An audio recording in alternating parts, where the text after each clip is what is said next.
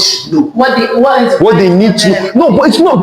But now the fact I want to actually address now is they shouldn't be told. They should go and seek for it. But they should go and seek for it. They should go open that Bible. They should go and do their research. How many people do you think? They should go and do it because someone cannot be.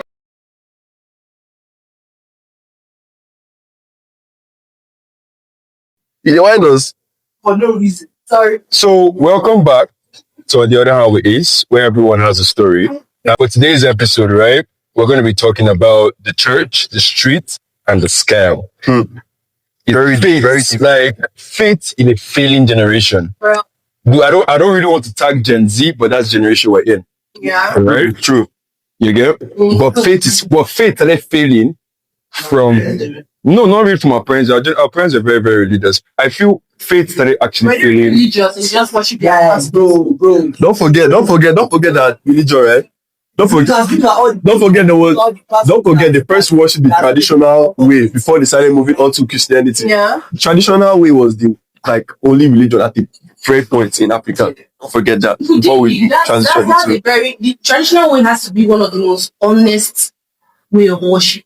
honest, right? Why would you say honest? Because everything was just so fucking straightforward. There was no lies. Like if You can just start worshiping a tree or start worshiping. No, not really. Like, I'm speaking based on tradition. Like, let's go back to Igbo land. Igbo Amadio had both gods and deities. Like, if you do something wrong, you just call the gods and they catch the person immediately. Or use. Yeah. But I like to say, like, there's no form of, you don't wait to be like. Right now in this generation, an evil man will continue being an evil man. There might not be any repercussion. Like, there's not any time soon. but now, I just want to ask you guys this question. What do you guys? Because Jesus Christ, what do you guys save you from your sin? That's what I'm saying. Like right now, but the topic is falling Faith in a failing generation. Yeah. Right now, faith is not really. I think we should start. I think we should start up. I think we should start up. May I start up with what religion is? Yeah. What's it? I feel like to me, religion is like a concept, right? Religion is just basically a concept of worship and connection between one's God and himself. Yeah. And sometimes religion is not basically always Jesus Christ or there are different types of religions, obviously. Prophet Muhammad. Sometimes religion could just be what you believe in, basically. That's why there's more than one religion. Yeah, that's to begin with. So, but like for me, religion is like a form of hold on. Like religion, yeah, it's like a ritual. I've never seen. No. Rituals have been seen as like you have to kill somebody, blood has to be shedded. Yeah. That's not what ritual. Blood is the connection, though. That's why Jesus. That was sacrifice. That's why God. That's why Jesus Christ himself had to shed his body and blood. So that's why God made Abraham sacrifice his son. That's the ultimate sacrifice. That's why he called him Abraham sacrifice. Abraham sacrificed his son. A ritual is repetition. A ritual is where Abraham sacrificed his son unto God. That's a ritual, yeah. Yeah, sure. Going to church every Sunday is a ritual for the Christian life. Blood now. No, but we'll talk about sacrifice. Now we say Christ, sacrifice, blood and everything. What are you talking about, actually? the ritual. Mm-hmm. What I mean. Okay. Not about like you have to like blood. Yeah. We know like Jesus. It's a ritual reminding us of the greatest sacrifice. But we have different rituals that doesn't involve Christianity. Jesus said That's what I'm saying. Okay. Yeah, not a ritual, it was a sacrifice. Yes. He did it because he wanted to prove his love.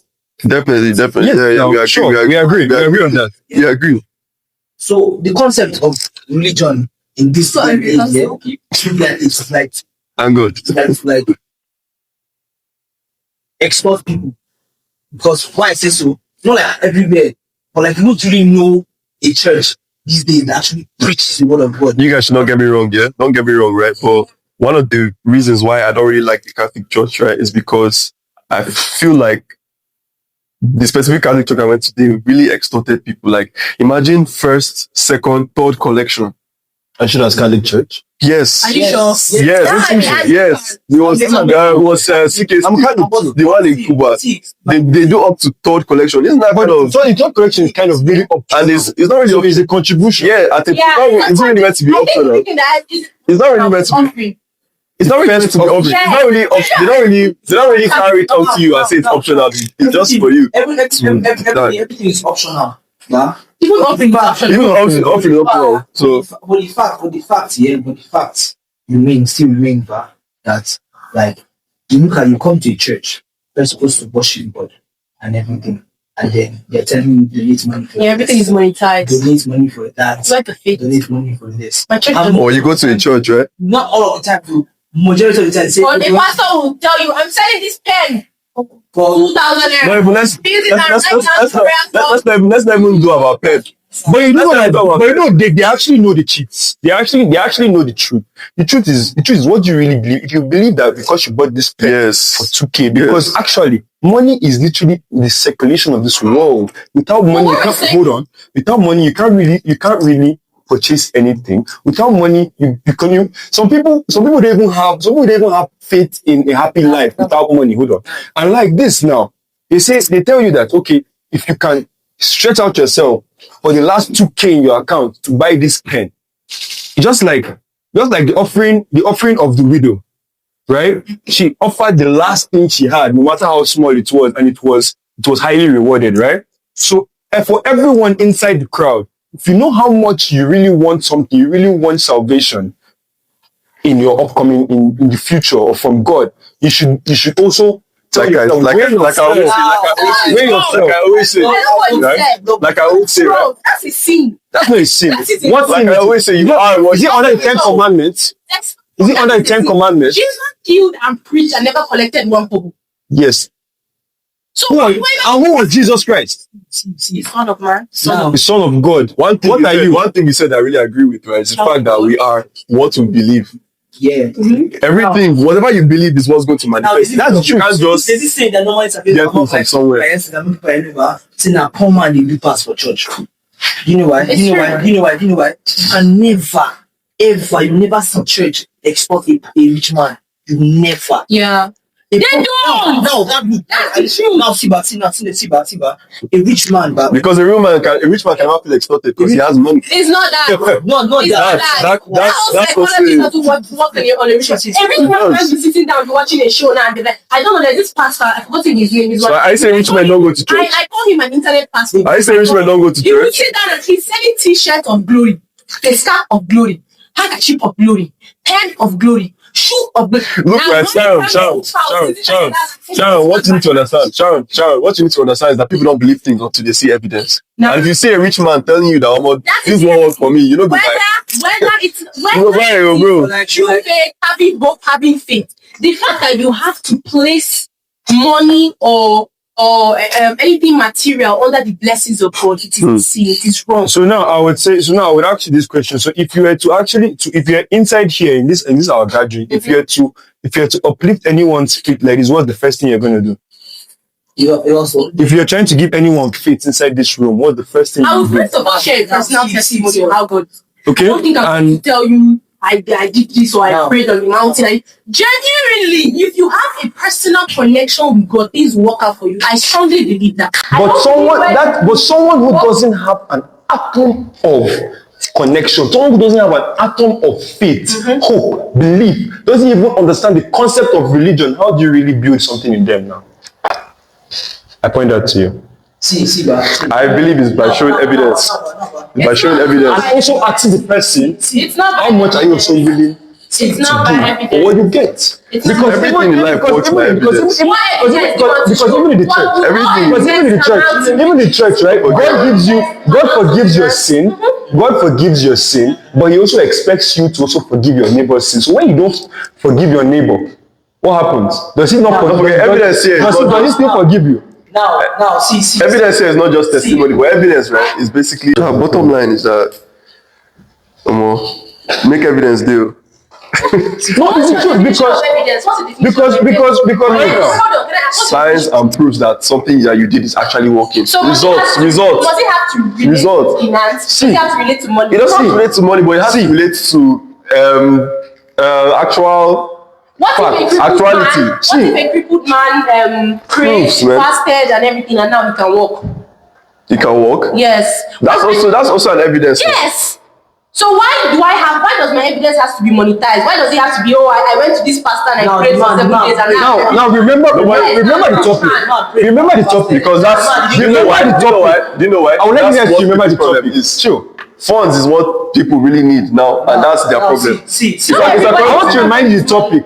It's according to you as Faith with. It's according to you as I would like to remind you about the faith. topic. Faith in a failing generation. Faith. Now, faith is not just religion. You know, there's a difference between, there's a difference, a slim line, not even a slim line, there's a ginormous difference between spirituality and religion. Yeah. You get that, right? Mm-hmm. You know, spirituality still is in the whole circle of meditation, almsgiving, and the rest. You know, spirituality covers every arms of religion and every other arms of spiritual, everything. So even that whole law of attraction, the law of karma, law of pure potentiality, and the rest. So now people have lost faith in everything. I remember that I was trying to say this at the beginning. It didn't start from the Gen Z. What's generation before us? I don't remember. The millennial generation. That's actually where it started from. Because it's just recently, it's not up to 5 years when the Gen Z started having children. Sure. All Gen Z kids are still in secondary school. I don't think anyone is in university. Okay. You mean Gen X? Gen Z. Gen X is the newest one. Gen Z is from 2000 now. Yes. No, they can't be in secondary school. They're in secondary school. Now, Gen Z are people born from 2000. So now, if you are born 2000, which year will you give birth to a child? That'll be You'll be like 25 now. The highest age is 25. No, for Gen Z, yeah. You said right now, as it is. That's what I'm trying to correct. That how will I put it? When I say Gen Z, I mean the kids of Gen Z. Gen Z. Gen Alpha. Okay. See, let me ask a question, He said that you need proof, that anybody you see that were like crippled and they say, okay, this person prayed and fasted and he got healed. You never said this person wore a shirt of glory. Yeah. And he got healed. Person wrote his intentions with the pen of Jesus Christ and he got healed. You haven't heard that before. But you know why they use all this? You remember in the Bible, they write the pen, the book of life, the pen, all those things are used to send messages to your mind. What I'm trying to say, They send messages to your mind. But it was never sold. What? I don't recall it being sold. What I'm trying to say is that Christians nowadays should adopt this mentality of being saved by Christ but not soft. It's their softness that still makes them vulnerable to extortion. I love this. I was in the gym sometime a few months back, and I was having a conversation with someone else. The person was like, "What's a true Christian? A full Christian is a soldier of Christ." Definitely. A full Christian is a soldier. And a soldier is not soft. Bro. Now, a full Christian is a full-blooded soldier. Bible says that we should forgive and forget. But in this generation, bro, forgive, yes, forget, yes. But then your enemies, bro, pray for them to suffer. So when they suffer of their sins, they will know that man, unless you learn the lesson of that thing. I disagree because Jesus will never preach. Jesus will never preach anything to harm others. Jesus thought for you are of good and not of evil. That's in the Bible. Let me tell you something about. You will not learn, but you actually fail at something. Am I right? No, you're not. You're sure. Yeah? Right. You will not learn to fail from something. You will not learn till you actually fall. Doesn't mean you should pray for the people that affected you to be bad or something bad. That affected you. Pray for the people that are committing that sin. Do not pray for that. God, please forgive them. What they have done, what the sins they have done. But the Bible says you should pray for our enemies. Yes. So why are you contradicting? Exactly. What you're preaching now is hate. I'm preaching. No, I'm not preaching hate. He's not really preaching hate. He's just preaching. He's preaching this thing. He's preaching this thing. Wait. Let me try and simplify what you're saying. Like, he's preaching this thing, but he tagged it the wrong way, but he's saying the right thing. The only problem is he tagged it under Christianity, or let's say Catholicism, or he tagged it under the name of Jesus Christ. But to be honest, in the real ideology of life and spirituality, we need the bad for you to know what good is. Exactly. Sure. You need the bad to exist for you to know what good is. Yes. Without the bad, there is no good. Without the good, there is no bad. If not, what's the difference? Sure. Definitely. But doesn't necessarily mean that our enemies. Someone cannot say you look better now. You look good now. If you're always looking good since you were born. Now, At some point you're looking bad, right? Want my enemies Or you're to looking prosper. better. Like, I want them to live long to watch me. That's different. A long life is not a blessing. I don't even want them to. I want them to. A long life is not a blessing. now, Achieve for me, everything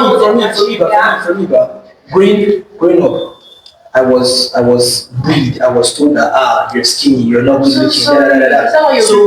So when I started working out, but when people start telling me, oh, your muscles are this, your balls and everything, it feels weird. It's good, yes, but it feels weird because it's new. I wouldn't have stood up one day and said, let me go to the gym if I wasn't bullied. You get most people would lie to themselves and say they're fine with how they are. They're deep down they're suffering, but they lie to themselves that the way I am is okay, the way I am is fine.